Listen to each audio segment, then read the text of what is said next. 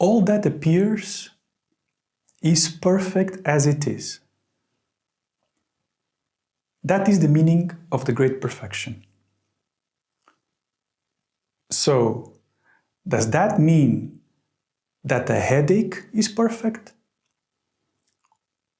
Or that a glass of dirty water is perfect?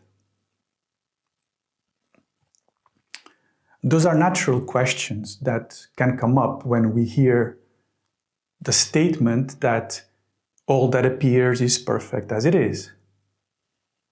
It's natural. That's what I want to talk about today, and how that connects to the meaning of the natural path and Atiyoga. The Dzogchen teaching is explained always in three aspects. These three aspects are the ground, the path, and the result. If we have some understanding of the meaning of the ground, then we understand what it means by all that appears is perfect as it is, and how that applies to a glass of muddy, dirty water. The ground means the ground of reality and the ground of the mind or being. It's the same. This is one of the aspects of Dzogchen that is hard to understand. So we can use some words to explain the meaning of the ground, and that's important. But in the end, we cannot really understand it using the conceptual mind, because the real meaning of the ground is beyond mind. But it's important to have some basic understanding, because that is our foundation to enter into these teachings. Anyway, it's difficult because our normal mind is always judging based on a fixed point of view. If we have a fixed point of view, then this is always based on polarities, like 1 and 2. From 1 there is 2, from 2 there is 3, or good and bad, high and low. Or returning to our example, this is clean water and that is dirty water. So when we hear a teaching that says that all is perfect as it is, we think this is crazy because dirty water is not perfect. But if we take a step back from the fixed point view in polarity, we can start by understanding that dirty water is perfect as dirty water, and clean water is perfect as clean water. They are perfect as what they are each moment. But this is not yet the full meaning. We need to go further.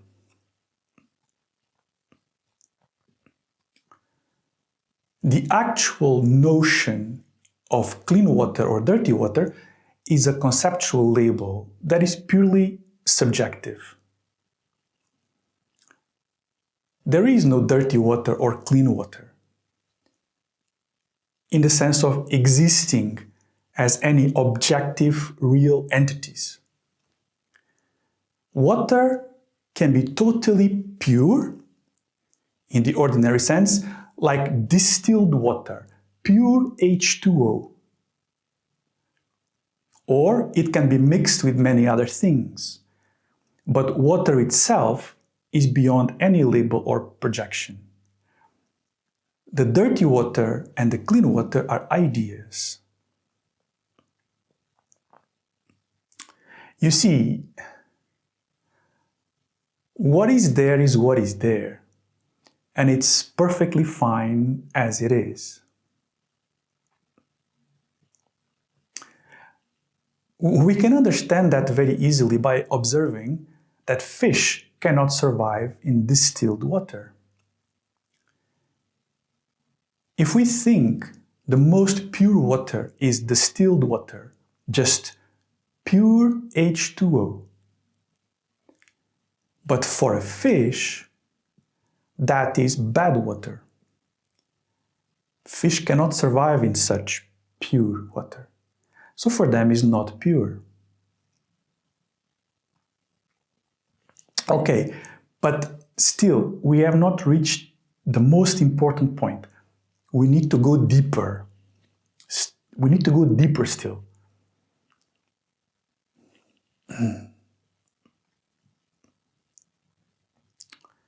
So let's go one more step. What is it that is appearing actually? Is there anything appearing that is separate from awareness? Is it possible? All that appears in our field of cognition is inseparable from awareness, just like reflections appearing in a mirror. The reflections that appear in the mirror arise due to the natural clarity of the mirror and secondary conditions. These reflections are not the mirror itself, but they are not separate from the mirrors. They are the mirror's clarity. In the same way, everything that appears is of the same nature of the ground's clarity, which is the natural clarity of the mind.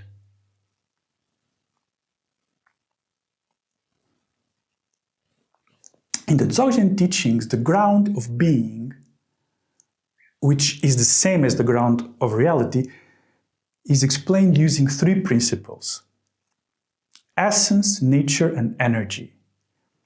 These three are like three aspects of the ground, we can say, more or less. So we are trying to get some understanding of what it means, the ground of reality, by this explanation. But in the end, we must look at our own mind and recognize, in any case, as a simple explanation of these principles. So, first, essence. Essence means that the ground has no essence.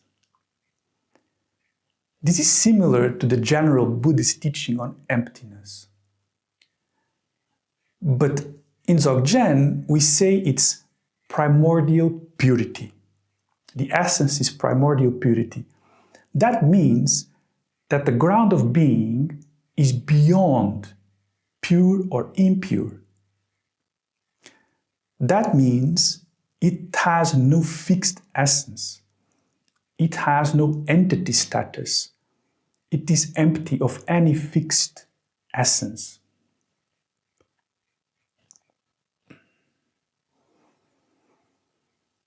To be clear, whether we say ground of being, ground of mind, or ground of reality, we are referring to the same ground. But because sentient beings experience themselves as an existing being, it's easier to look at our own being, to see what is our nature. Okay, so just like the clear mirror has no fixed image in it, the surface of the mirror is primordially pure in the sense that it has no fixed image. And because of that natural emptiness, that's why anything can appear reflected in the mirror. If we look at our own mind, can we find some fixed essence? Something solid and static there? Or is it empty, like the mirror's surface? We can observe ourselves.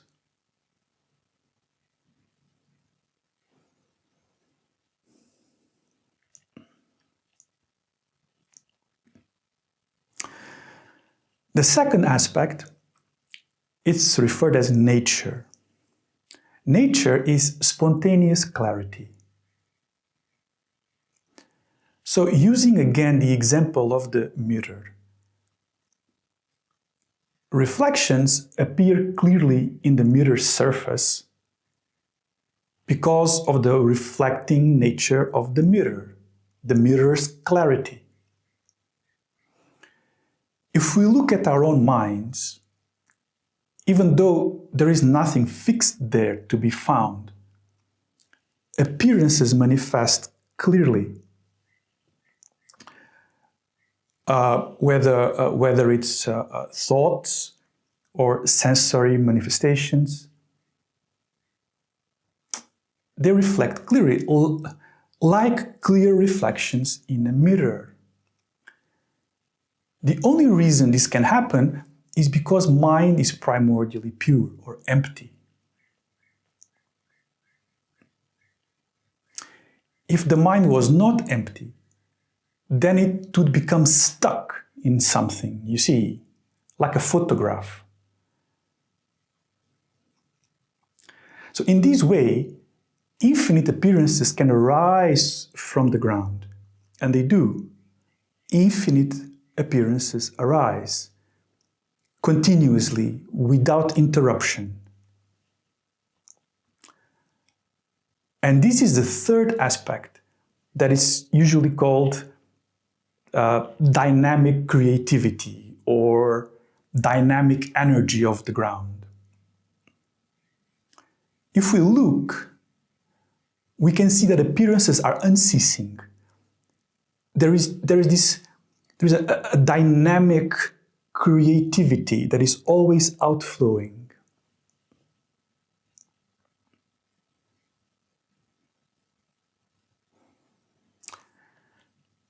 These three aspects I just described, essence, nature, and energy, they are not separate functions of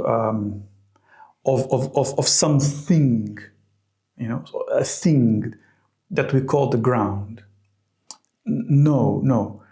These three aspects are the way we can point or explain what is the ground of being.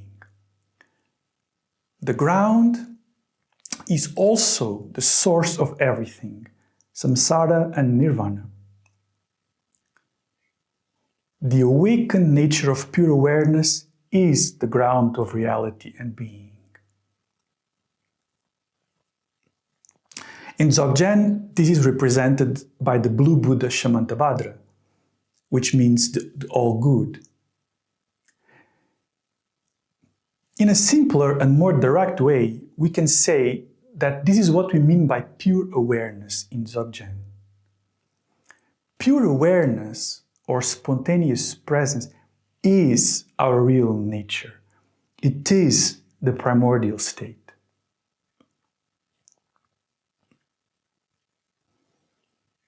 This is what in general Buddhism we can also call the Dharma Dhatu, or the great expanse, or from the individual's perspective, the Buddha nature.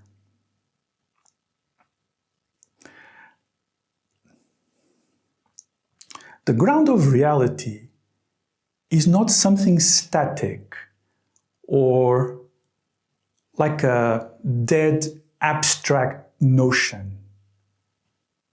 No, it is pure awareness, compassion, and wisdom. The basic awakened condition of reality itself.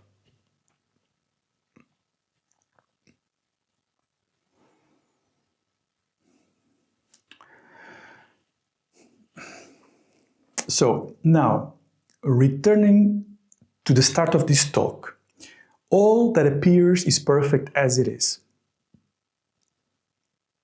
Now this should make more sense.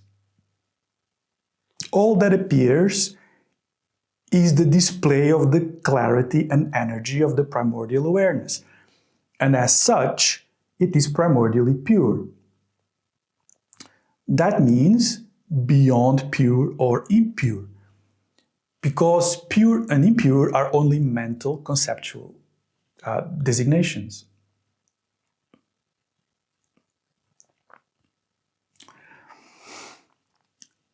Someone now could say that, okay, but if I drink dirty water, I will get sick. And if I drink clean water, I don't get sick. So one is good and the other is bad, and this cannot be denied. Yes, that is correct from the point of view of our karmic vision.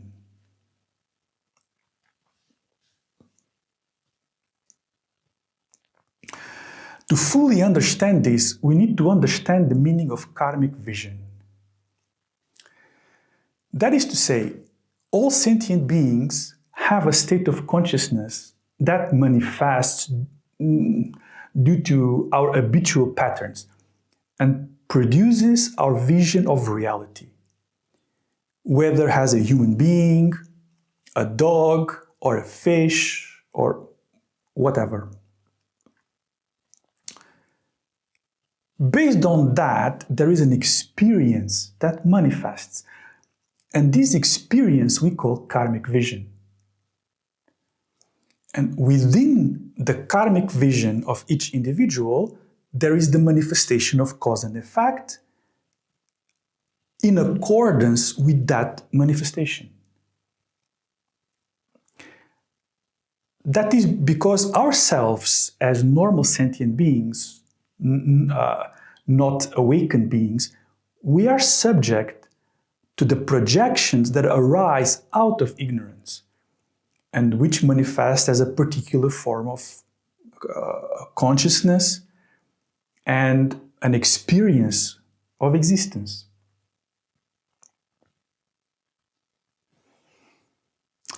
In general Buddhism, this would be explained using the 12 links of interdependent arising and karmic formations and so on, or in relation to the relative reality versus the absolute reality. But from a Dzogchen point of view, there is no separation between two realities. There is either pure awareness or not. The nature is always the same.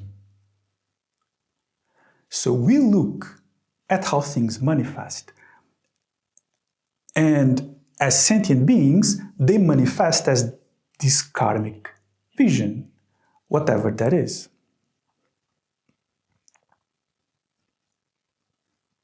For example, if a human being drinks water from a stale, stagnant, small pond of water, most likely they will get sick. But a dog can drink that same water without any problem. The human being and the dog do not have the same causal experience because they are not experiencing the same world. Or in Dzogchen terms, they don't share the same karmic vision. From the point of view of our karmic vision, we speak of good and bad, pure and impure. But from the point of view of the real condition of being and reality, the actual condition is beyond pure or impure. That's why this is something that just understanding is not enough, because understanding intellectually does not release the experience associated with our karmic vision. It's important to understand it's important to understand that the karmic vision is illusory. It's a projection based on habitual imprints, and it has no actual reality, apart or separate from the pure ground. But while the individual is experiencing that karmic vision in a dualistic experience, then cause and effect, they manifest in accordance to that experience.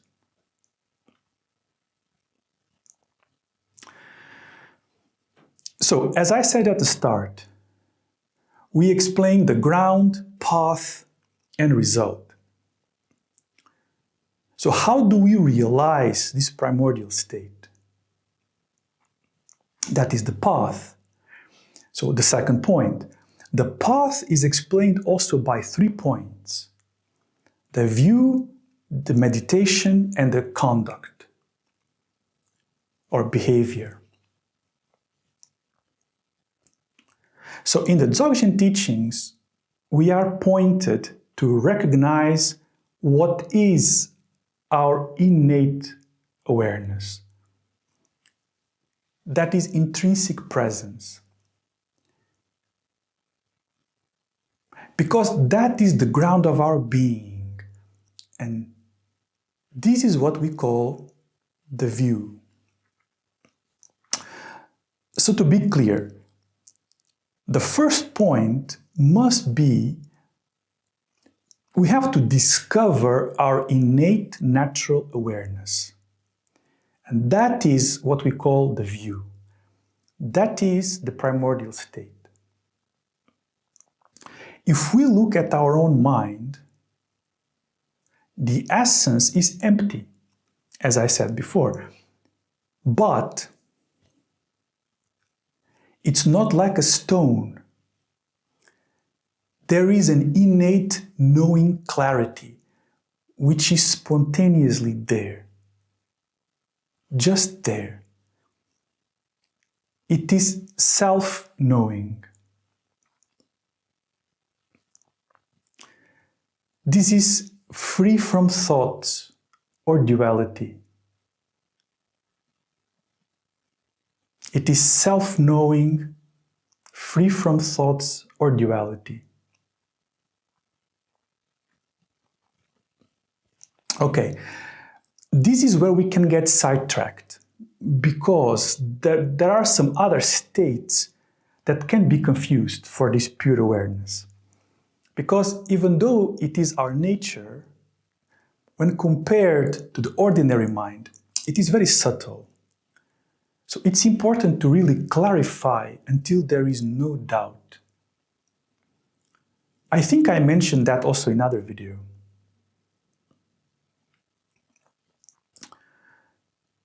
Usually, we receive a pointing out instruction or introduction to this state. And then we clarify until there is certainty. But at the start, even if we are not really sure,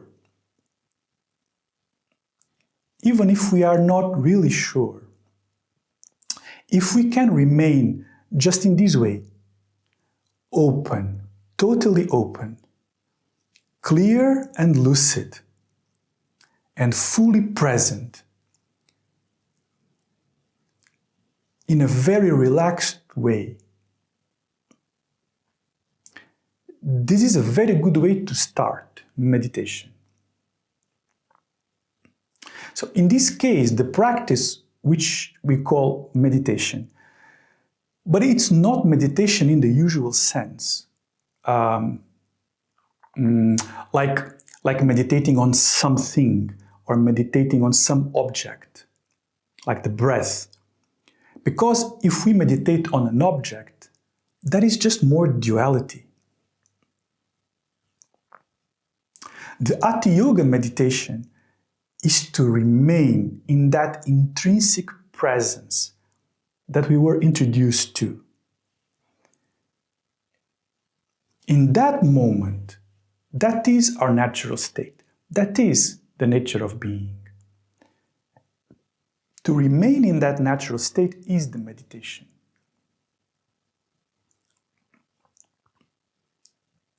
But of course, this is not so easy. We need to be honest. Because due to strong habits, and the normal mind is very strong, and it very quickly takes over and starts to follow after thoughts, visions, sounds. It starts thinking and judging. So first, we need to really understand how to start. What is this natural presence? To gradually clarify all doubts about it until it is clear what this condition is. So as I said, this can seem difficult when we start, but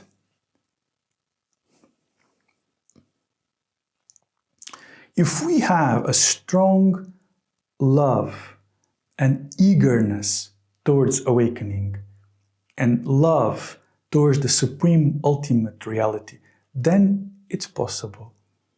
Gradually, we can relax our fixations and allow that presence to unfold.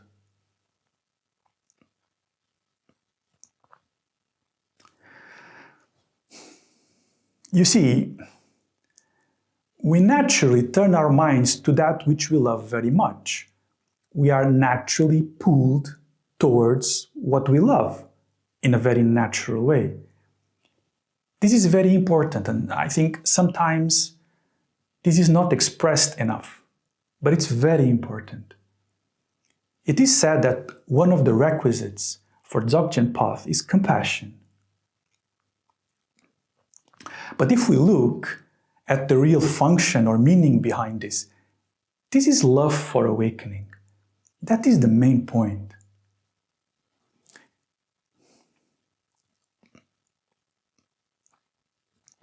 We cannot do this path by willpower, alone, by willpower alone, or by intellectual decision. That's not enough.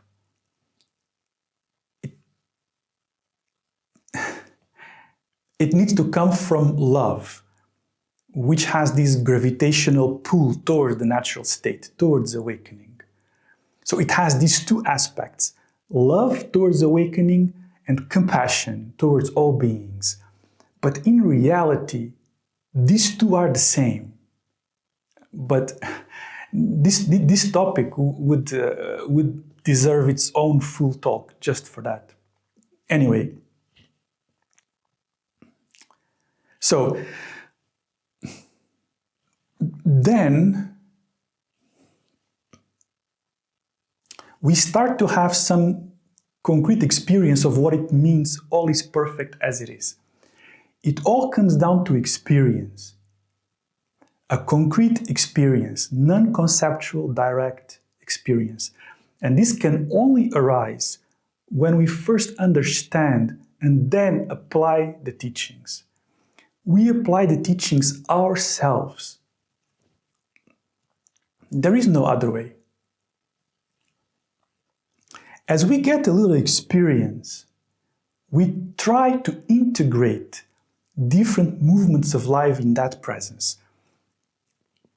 Like walking, eating, and so on. And this is the aspect of conduct or behavior. At the start, this is very hard. But again, if we have a strong love to awakening, gradually we apply, and it becomes easier and more natural.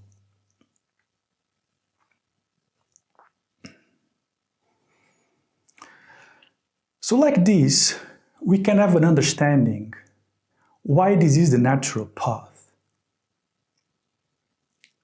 It is the natural path because it is not based on developing something that is not already there.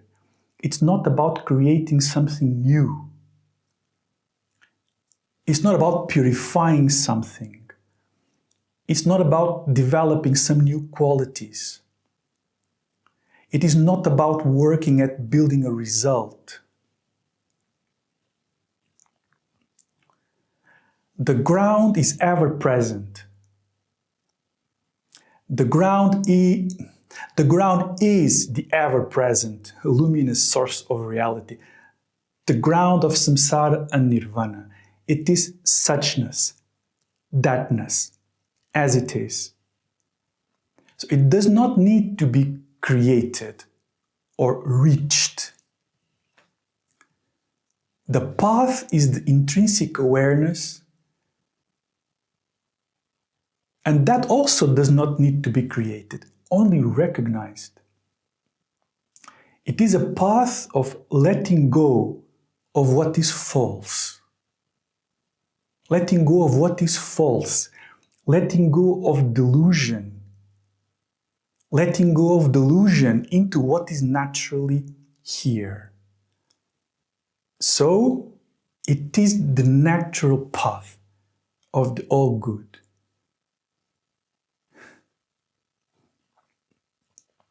I hope this helps.